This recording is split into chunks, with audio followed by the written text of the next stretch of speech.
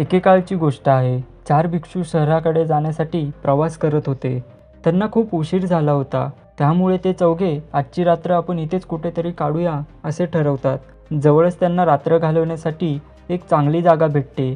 त्या जागी ते स्थायिक होतात आणि रोजच्याप्रमाणे झोपायच्या अगोदर आपण ध्यान करूया असे ठरवतात. खूप अंधार झालेला होता म्हणून ते एक मेणबत्ती पेटवतात आणि आपण मेणबत्तीकडे पाहून ध्यान करूया व ध्यान करताना काही झाले तरी कुणीही बोलणार नाही असे ते ठरवतात.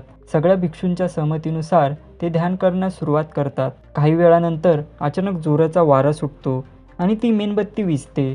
लगेच एक भिक्षू जोरात ओरडतो, "ओ नो, मेणबत्ती विझली." त्याचे बोलणे ऐकून दुसरा भिक्षू बोलतो, "आपल्याला ध्यान करताना बोलायचे नव्हते." हे सर्व ऐकून तिसरा भिक्षू बोलतो, "तुम्ही जरा शांत बसाल का?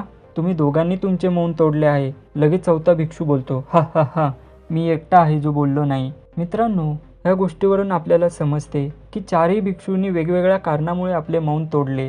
पहिला भिक्षू मेणबत्तीकडे पाहून विचलित झाला. त्याच्यासाठी काय महत्त्वाचे आहे हे तो विसरला आणि आपले मौन तोडले. पहिल्या भिक्षूने रूल फॉलो नाही केला म्हणून दुसरा भिक्षू बोलला.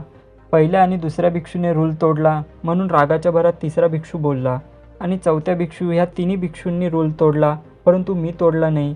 ह्या अभिमानामुळे चौथा भिक्षूसुद्धा बोलला. मित्रांनो, ह्या चारही भिक्षूंनी एकमेकांच्या चुकाकडे लक्ष दिले परंतु ते विसरले की ह्या चारही जणांनी चुका केल्यात. जर आपण ह्या 4 भिक्षूंची तुलना आपल्या जीवनाशी केली तर आपल्याला जाणवेल की प्रत्येक व्यक्ती दुसऱ्यांच्या चुकाकडे लक्ष देतात आणि टीका करत असतात परंतु त्यांना स्वतःच्या चुका दिसत नाही.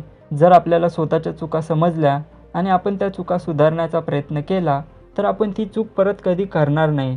चुका सुधारल्यामुळे आपले व्यक्तिमत्व पण सुधारेल. धन्यवाद.